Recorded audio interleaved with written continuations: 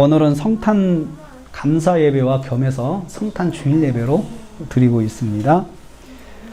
성탄절은 예수님의 탄생을 기념하는 날입니다.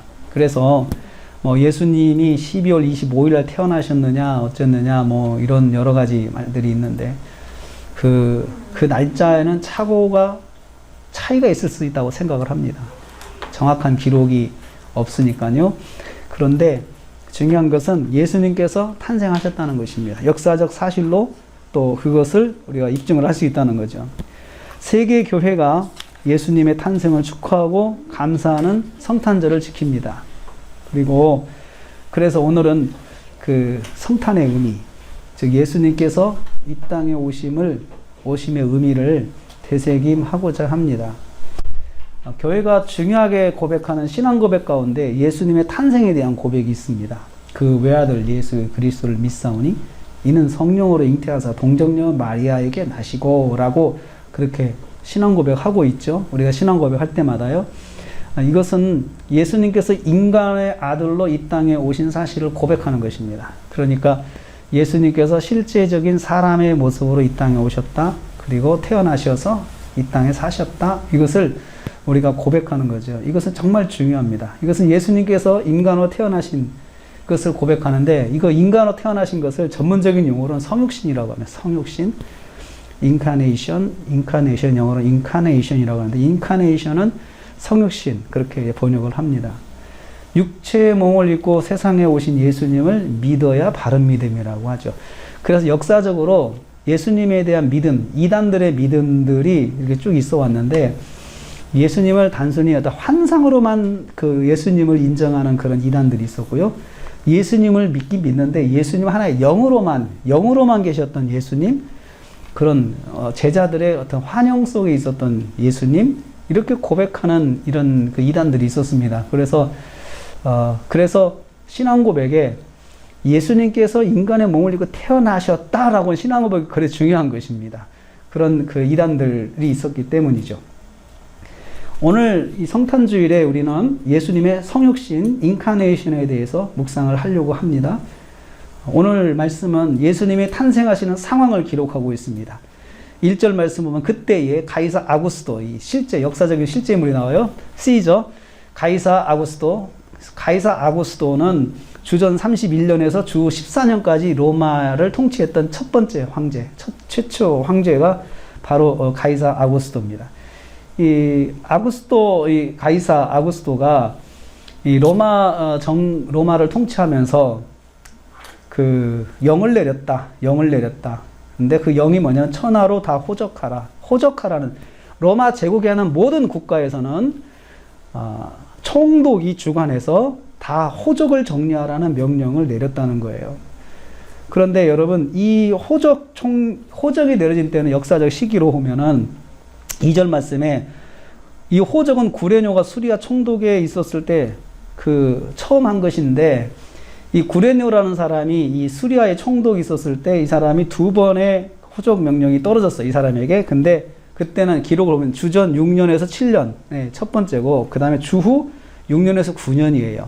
그러니까 주전 6년에서 그 7년 사이에 호적을 한번 했고 그 다음에 주후 6년에서 9년 사이에 호적을 했는데 여기에 해당되는 이 명령은 언제냐 하면은 주전 6년에서 7년 사이에 호적 정리하는 명령이다라고 역사학자들은 이야기를 해요. 그래서 예수님께서 탄생하신 때가 주전, 실제로는 AD 딱 그 1년에 탄생하신 것이 아니고 주전 그 몇 년 전, 6년에서 7년 사이, 그 사이에 태어났다라고 그렇게 추정을 하고 있습니다.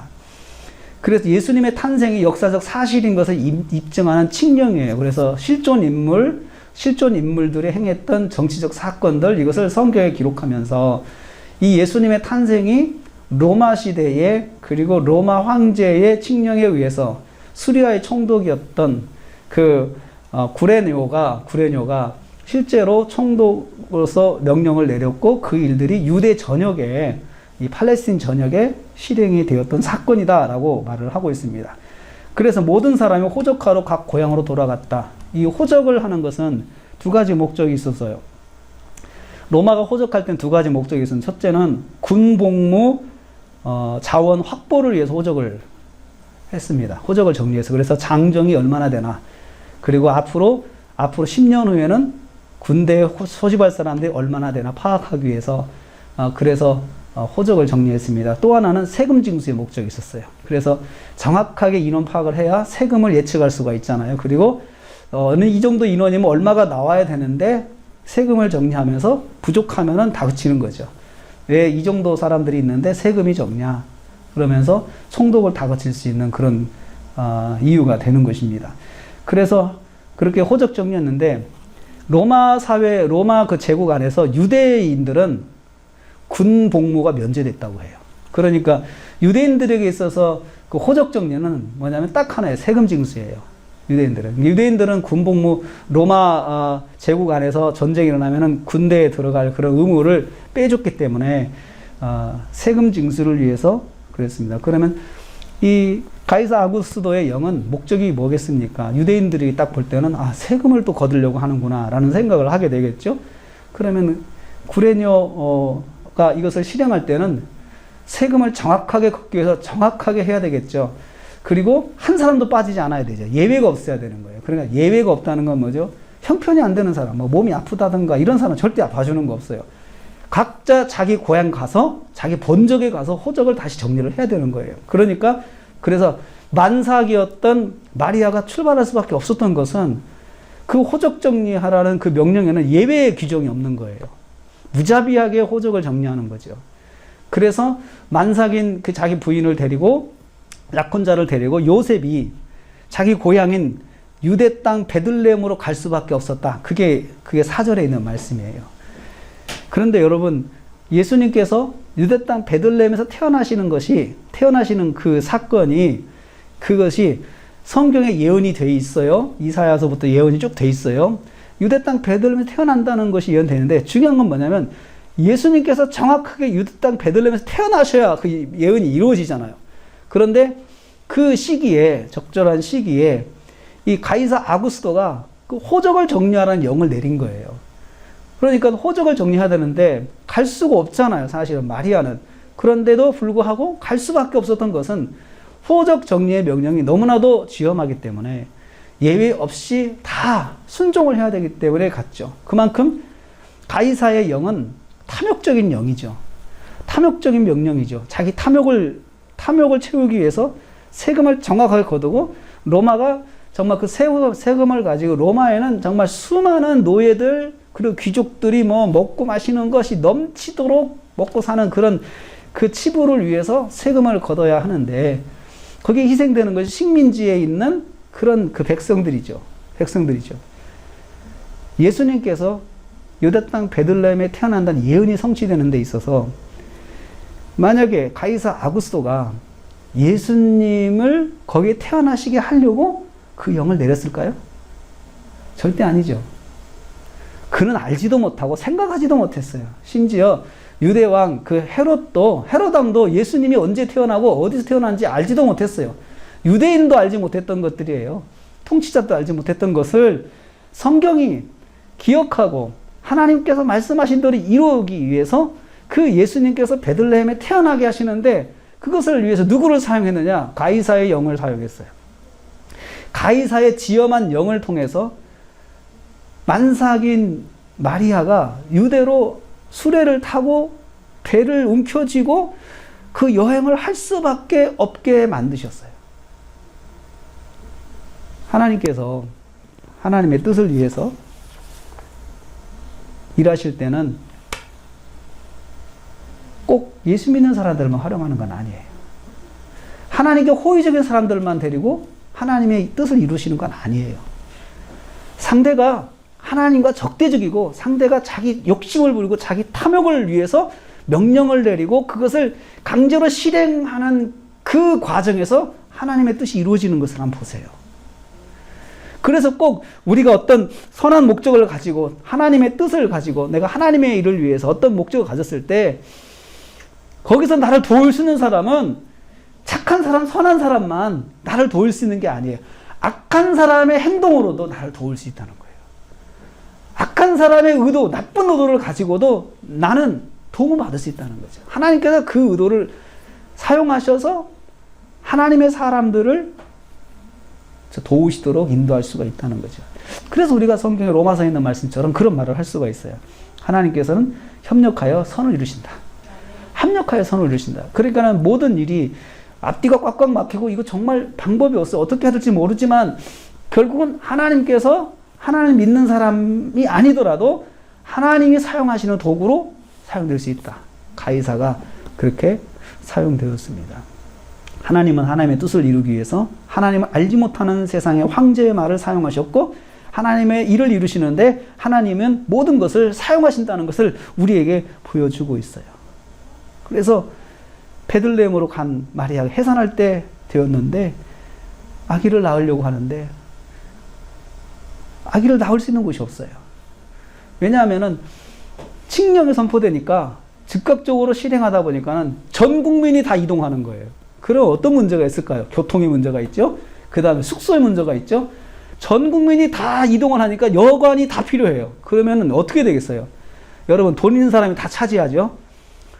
돈 있는 사람들이 다 차지하고 돈이 있어도 여관을 얻지 못하는 상황이 발생하는데 가난한 사람들, 신분이 낮은 사람들은 어떻게 했어요? 서민들은 정말 어디 들어갈 데가 없죠.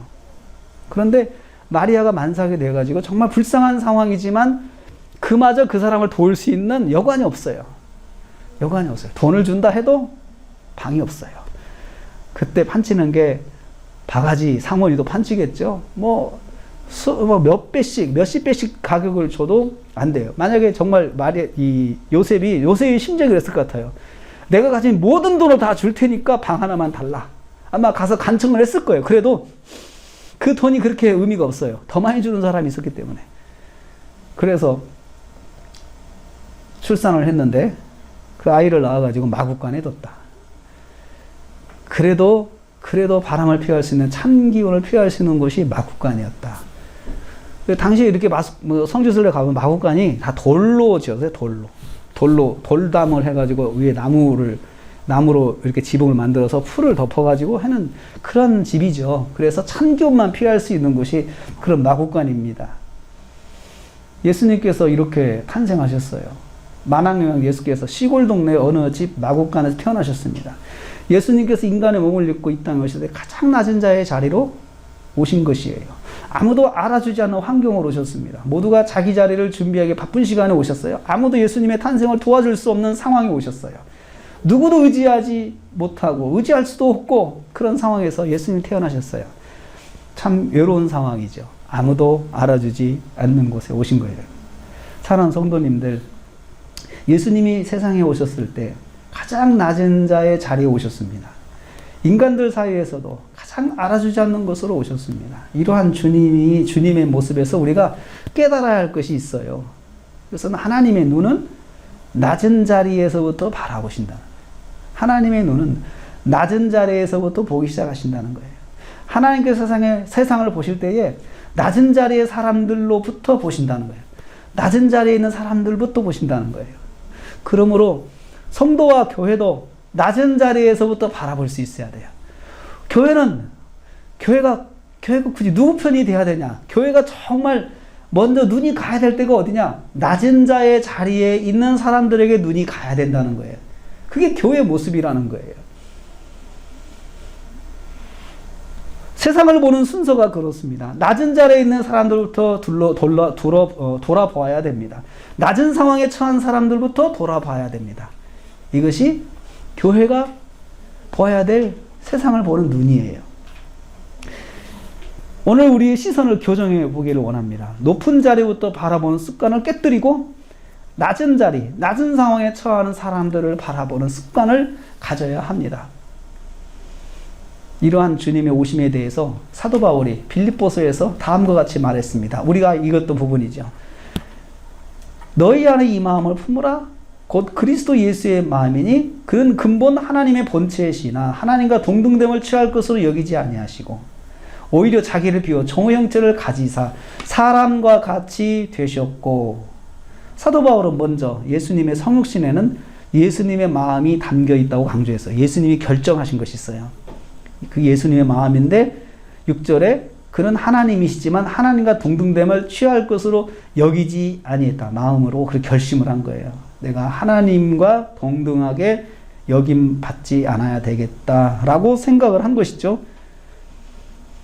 그래서 우리도 이 예수님의 마음이 우리 성도들 마음속에 있어야 되는 거예요. 딱 예수님과 같은 마음을 우리도 가져야 된다 이거예요. 신앙생활을 하면은 여러분 우리가 마음의 변화가 일어나는 것이 신앙생활의 공통적인 특징인데, 그것은 뭐냐면 나도 예수님처럼 딱 예수님처럼 살아야 되겠다. 나도 딱 예수님 같은 마음으로 살아야 되겠다. 내 이제부터 노력을 해야 되겠다. 그런 생각을 하게 되잖아요. 그렇게 되면은 예수님처럼 마음을 먹고 살아야겠다 생각하면 문제가 굉장히 많습니다. 세상 속에서. 손해보는 게 많죠. 당하는 게 많죠. 이 보통 일이 아니에요. 그래서 예수 믿어도 정말 예수님처럼 산다는 게 쉽지가 않아요. 예수님처럼 마음 먹고 산다는 거. 그래서 이것은 정말 정신 나간 사람 아니면은 안 돼요. 이게 안 돼요. 그래서 예수 잘 믿는 사람들을 옆에서 보면 정신 나간 사람이라고 이야기를 해요. 저 정신 나갔다 저거. 저 바보같이 저거 저렇게 하면 안 되는데 저렇게 하고 있어. 좀 바보야 바보. 그런데 여러분, 예수를 믿으면서부터 은혜를 받으면 언젠가 그 예수님과 같이 되고 싶은, 예수님처럼 살고 싶은 마음이 생기면서 누구도 말리지 못하는 그 삶의 결단이 일어나면 그렇게 됩니다. 예수님을 보세요. 예수님 원래 하나님이셔요. 그렇게 소개하죠. 그는 본체 하나님의 본체. 그는 근본 하나님의 본체시나 하나님이시라는 거예요. 하나님이시다 그 말이죠. 하나님이신데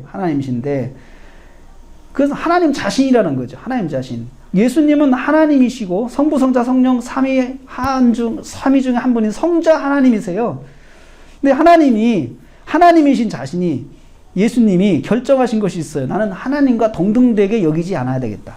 나는 이제부터 하나님과 동등된 위치를 내가 내려놓겠다 그 말이잖아요. 내려놓겠다. 거기서부터 예수님의 비극이 시작이 되는 거예요. 예수님 스스로 자신을 성부, 성자, 성령과 동등됨을 내려놓으셨어요. 그리고 스스로 내려놓으셨다. 이렇게 단어가 표현되고 있죠. 스스로 내려놓으셨어요. 이것을 다른 말로 이렇게 표현해요. 다른 단어 표현하는데 자기를 비워. 7절에 자기를 비웠다. 자기를 비웠다. 그래서 예수님에 대해서 이 공부를 할 때 그 여러 교리가 있는데 그 중에 첫 번째가 인카네이션이에요. 성육신이에요. 인카네이션의 교리가 있어요. 그 다음에 두 번째가 비움의 교리가 있어요. 비움, 케노시스라고 헬라어는 케노시스. 케노시스 교리가 있어요.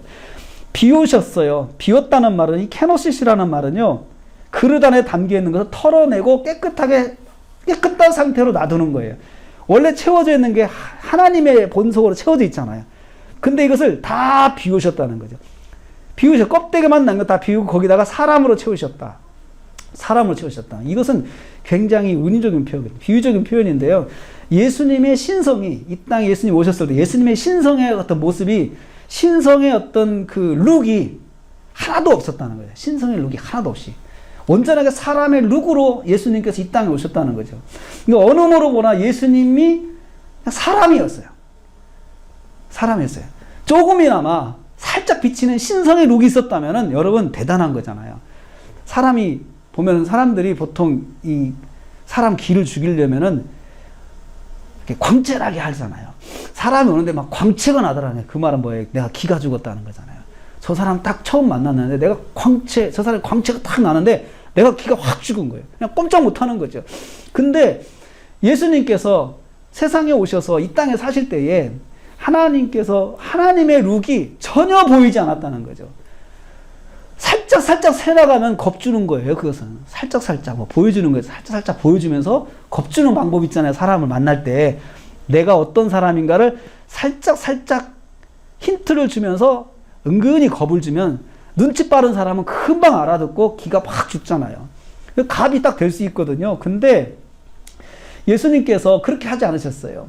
그래서 이 신비로움, 이 정말 케노시스의 과정은 참 신비한 과정이에요. 케노시스는 어떻게 하나님의 품성을 완전히 다 비워놓고 사람으로 꽉 차게 만들어서 이 땅에 오셨을까? 그건 정말로 이거 신비예요. 신비. 비우기 전에는 하나님의 형상이 가득하셨습니다. 그런데 하나님의 형상을 비우고 사람의 형상으로 꽉 채우셨어요. 그래서 예수님께서 이 땅에 오셨을 때 세상에서 예수님을 사람으로 대하지 않는 사람이 없었어요. 다 사람으로 봤어요. 다 사람으로.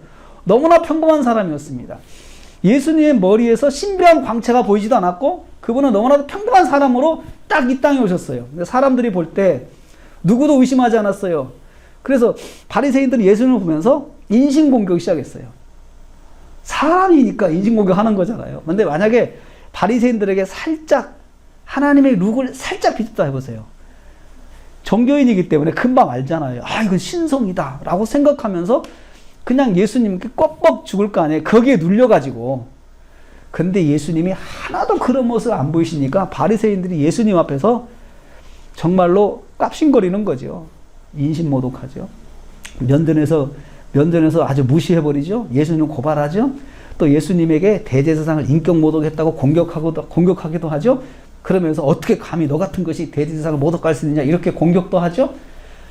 왜 그랬을까요? 너무나도 사람같이 오셨기 때문에. 너무나도 사람같이 오셨어요. 이러고 와서 예수님은 지상에 계실 때 신성의 외형으로 조금이나마 비치지 않았음을 볼 수 있어요. 완전한 인간의 룩으로 이 땅에 계셨어요. 그 말이 바로 종의 형체를 가지사 사람같이 되셨고 사람의 모양으로 나타나사. 빌립보서 그렇게 표현한 거죠. 이게 가서 반복하는 단어가 사람, 종, 사람. 완전하게 사람의 모습으로 계셨어요. 사람에게 이렇게 완벽한 사람으로 보일 수 있는 것은 바로 비우심, 케노시스 때문이에요. 케노시스. 예수님의 케노시스 때문에 완전하게 사람을 보였어요. 만일 예수님께 신성의 외형이 조금이라도 잔존했다면 사람들은 예수님을 감히 만날 수 없을 것입니다. 요한계시록에 사도 요한이 보좌에 앉으신 예수님의 광채를 보고 아주 그냥 얼벌벌 떨었어요. 볼 수가 없었어요. 예수님께서 이 땅에 계실 때 조금이라도 사람들과 만나면서 저거 한번 내가 본때를 보여줘야겠다. 저게 왜 이렇게 내 앞에서 저렇게 깝신거리지? 그러면서 신성을 살짝 보여주면 빛이 조금만 나가도 조금만 나가 이 사람은 완전히 기가 죽잖아요.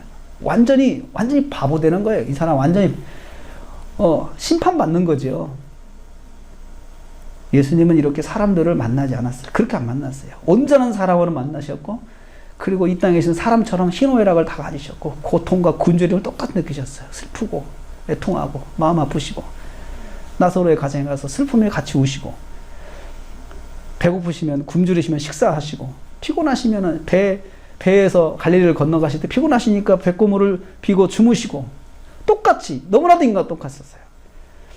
이 땅에 계시면 예수님께서 초인처럼 여러분 슈퍼맨처럼 그런 능력으로 살았다 그러면 예수님께서 어떻게 더 쉽게 사셨을 거예요. 이 땅에서 사람들 다 꼼짝 못하게 만들어 놓고 능력을 행하고 말씀을 하면 예 하고 꼼짝 못하고 순종했을 거예요. 그런데 너무나도 평범한 사람처럼 오셔가지고 말씀을 하니까 사람들이 그 외형만 보고 무시했어요.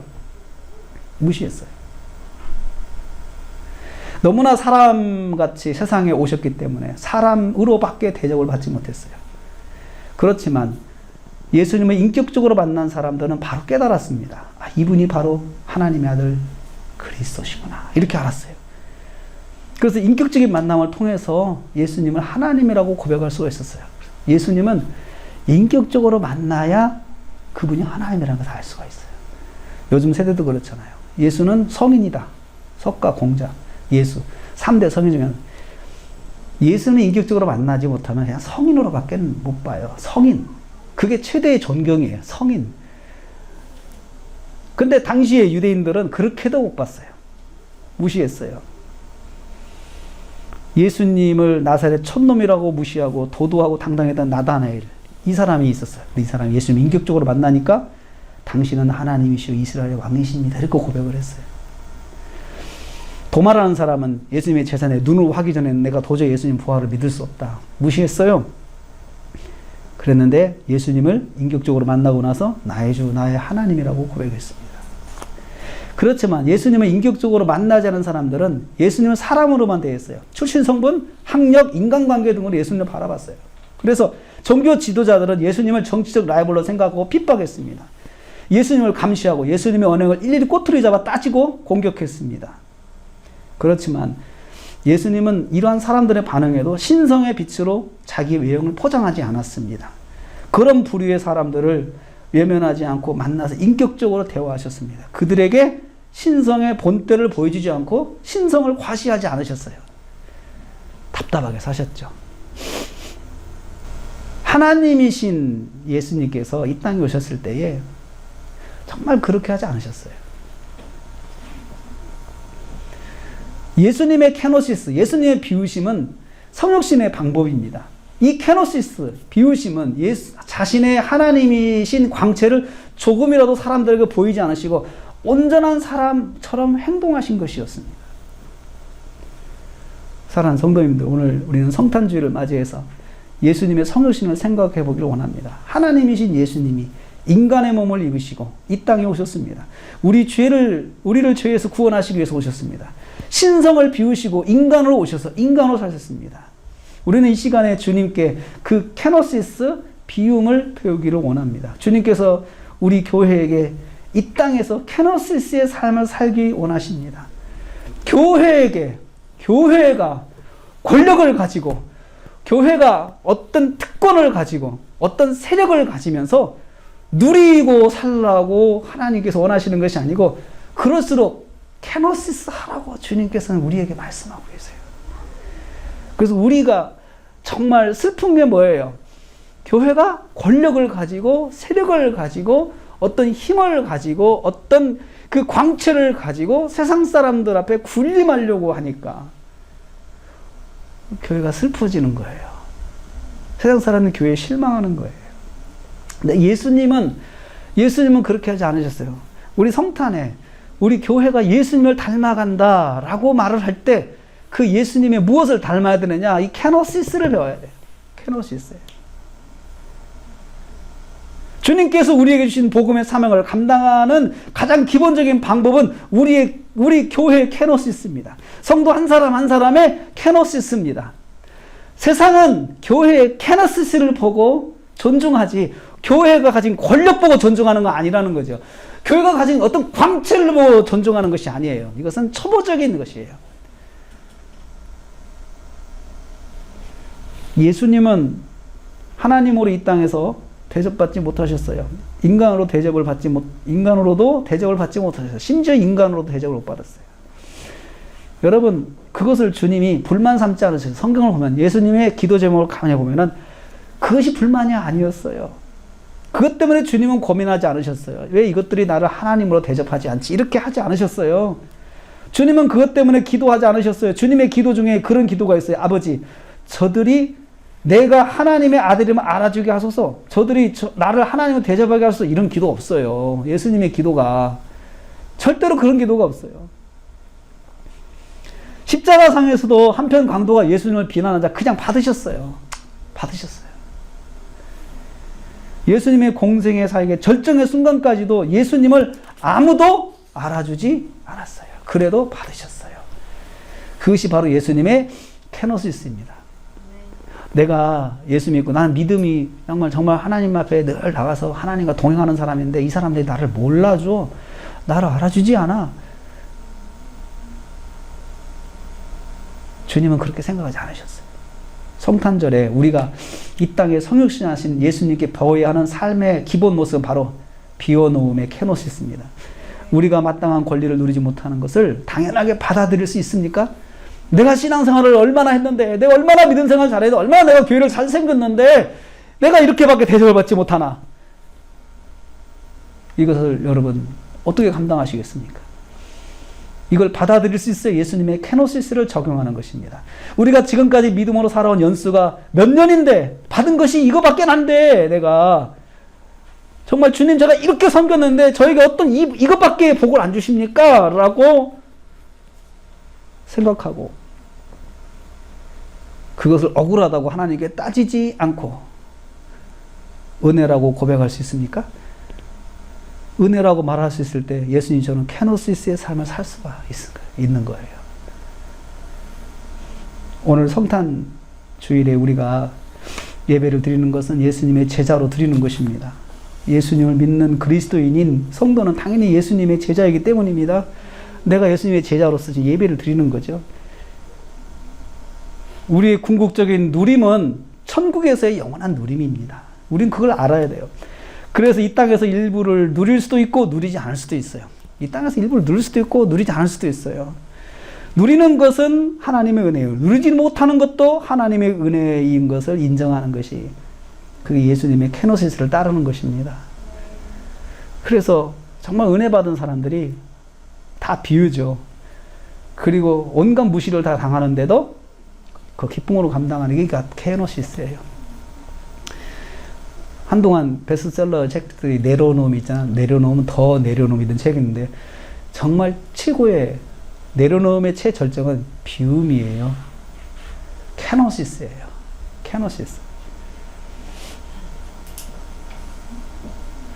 예수님은 이 땅에서 누리지 못하고 사셨습니다. 공생의 기간 동안 예수님은 빈들이나 산에서 주무실 때가 많았습니다. 예수님께서 누가복음 9장 58절 이렇게 말씀하셨어요. 인자가 머리 둘 곳이 없다.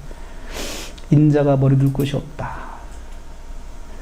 우리는 그렇게 생각을 합니다. 신앙생활 오래 하고 교회로 열심히 생각하면 더 좋은 집에 더 큰 집에 살아야 된다고 생각하는 게 있잖아. 그렇지만 그러지 못한 사람이 더 많습니다. 30년 40년을 선교장에 갔다 와도 은퇴하고 돌아오면 집 하나 없이 사는 선교사님들이 대부분이에요. 목회자도 그렇습니다. 은퇴하고 자기 집, 아파트 이렇게 받고 이런 분들은 0.몇 %밖에 안 돼요. 나머지는 다들 아무것도 없습니다. 근데 그것을 억울하다고 생각하면은 예수님의 케노시스가 아니에요. 주님의 기도를 보세요. 예수님의 기도 가운데 생명을 지켜달라는 기도가 없었습니다. 예수님, 하나님 저 좀 안전하게 해주세요. 이런 기도가 없어요. 사역기간 내내 고난 가운데 계신 예수님의 기도 속에 담긴 것은 오직 하나님의 나라, 하나님의 영광이었어요. 오늘 우리는 성탄을 맞이하면서 주님의 비움의 케노시스를 배우기를 원합니다. 교회가 예수님처럼 비움의 케노시스를 따라가게 하옵소서. 교회 지도자들이 예수님처럼 비움의 케노시스를 따라가게 하옵소서. 정말 여러분 그렇게 돼야 돼요. 우리가 코로나 가운데 교회가 변해야 된다고 이야기를 하잖아요. 어떻게 가야 될까요? 교회가요, 예수님의 케노시스를 따라가야 돼요. 권력과 특권을 추구하지 말고 배우는 케노시스. 여러분, 코로나 되면서 교회가 많이 우리가 했던 말이 있어요. 교회를 무시한다. 그렇죠? 교회를 무시한다. 여러분, 무시하면 어때요? 무시하는 게 그게 어때서 그래요? 사람들이 믿음이 아니면 그럴 수밖에 없죠. 교회를 공격한다. 공격하면 어때요? 우리가 정말 예수님의 말씀대로 따라가면 그 공격이 그렇게 두렵지 않죠. 무시하는 게 그렇게 우리에게 마음에 상처가 주는 건 아니에요. 상처되는 건 아니에요. 몰라서 그러는 거잖아요.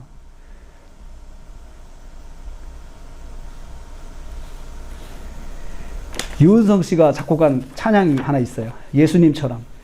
제가 그걸 음치라서 부를 수는 없고 가사만 불러드릴게요. 유튜브에서 한번 예수님처럼 이라는 것을 한번 검색하면 내가 보니까 이 찬양을요, 찬양팀에서 그렇게 안 불렀어요. 보니까 목요 찬양 이런 데서 그렇게 부르지 않았더라고요. 그래서 많이 없어요. 그냥 그 사람의 그 음반에 대한 것만 유튜브에 나와 있는데 가사가 이렇습니다. 내가 초라한 것이 연약한 것이 모두 은혜입니다. 그러기에 더욱 주님만을 바라보게 되죠. 내가 모자란 것이 부족한 것이 다 은혜입니다. 그러기에 더욱 주님만을 바라보게 되죠. 예수님처럼 겸손한 삶, 나는 없고 오직 십자가만 드러내는 삶. 나의 삶도 십자가 뒤에 가리우고 예수님만 드러내길 원해요. 예수님처럼 섬기는 삶, 나는 없고 오직 하나님만 드러내는 삶. 내 삶 속에 하나님으로 가득 차는 예수님처럼 살기 원해요. 이게 가사의 전부입니다. 예수님의 케노시스를 바탕으로 한 찬양이라고 저는 생각을 해요. 여러분, 그러면은 저는 어떻겠습니까? 저는 그 예수님의 케노시스를 가지고 삽니까? 그렇지 않습니다. 못합니다. 그래서 고통스럽습니다. 예수님의 케노시스를 따라가려고 노력을 하죠. 어떤 때는 내가 지금까지 살아온 것이, 참 말씀 따라 살아온 것이 몇 년인데 이거밖에 안 되나 라는 생각을 가끔씩 할 때가 있어요. 근데 그것은 정상적인 생각은 아니에요. 그런 생각이 몰려올 때가 있어요. 그럴 때마다 이 빌립보서 2장 5절 8절에 있는 말씀, 케노시스, 자기를 비워 종의 형체를 가지사 예수님의 케노시스를 묵상합니다. 예수님은 나보다 더한 무시를 받으셨어요. 정말 여러분, 예수님께서 신성을 다 비워놓고 계시니까 사람처럼만 보이니까 사람들이 얼마나 와서 예수님을 무시하고 예수님 공격하고 예수님 앞에서 정말 잘난 체하고, 이거 보실 때 얼마나 정말 우리가 볼 때 가소롭겠습니까? 불면 훅 날아갈 수 있는 존재가 그 예수님 앞에서 그렇게 예수님을 핍박하고 예수님을 공격하고 예수님 앞에 조롱하고, 그래도 예수님께서 광채, 신성의 광채로 자기 본때 보여주지 않으셨어요. 그 예수님의 케노시스예요. 이 케노시스를 우리 교회가 회복해야 됩니다. 이 케노시스를 우리 성도가 회복해야 됩니다. 우리가 평생 살아야 될 삶의 훈련이 뭐냐? 케노시스 훈련이에요. 내가 높아질수록 내가 케노시스 할 수 있는 그 용기가 있어야 돼요. 우리가 성공하지 말라는 게 아니에요. 성공해야 돼요. 그렇지만 성공할수록 케노시스가 있어야 돼요. 그때 진정으로 예수님이 존중을 받아요. 그 사람을 통해서 예수님을 존중받는 삶을 살 수 있어요.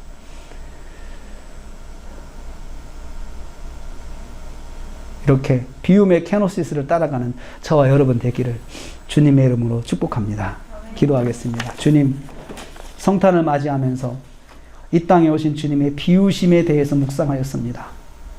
온전한 인간으로 사시기 위해서 이 땅에서 신성의 특권을 비우신 주님을 닮기를 원합니다. 이 땅의 교회가 신성의 특권을 누리고자 하는 욕구를 비우고 예수님처럼 낮아짐을 따라가게 하여 주옵소서. 오직 하나님의 뜻을 순종하기 위해서 신성을 비우신 것처럼 주님을 따르기 위해서 우리의 특권의 신성을 내려놓게 하여 주옵소서. 그래서 우리의 삶을 통해서 오직 하나님만 영광 받아 주시옵소서. 예수님의 이름으로 기도드립니다. 아멘. 지금은 교회의 머리가 되시는 우리 주님 예수 그리스도의 은혜와 하나님 아버지의 말로 닿을 수 없는 사랑하심과 성령님의 감동교통 충만 이루하심이 예수님의 비움의 케노시스를 따라가고자 마음에 다짐하는 우리 성도들 머리 위에, 그리고 예수님의 케노시스, 비움의 케노시스를 회복해야 될 우리 한국 교회 위에 지금부터 영원토록 함께 있을지어다. 아멘.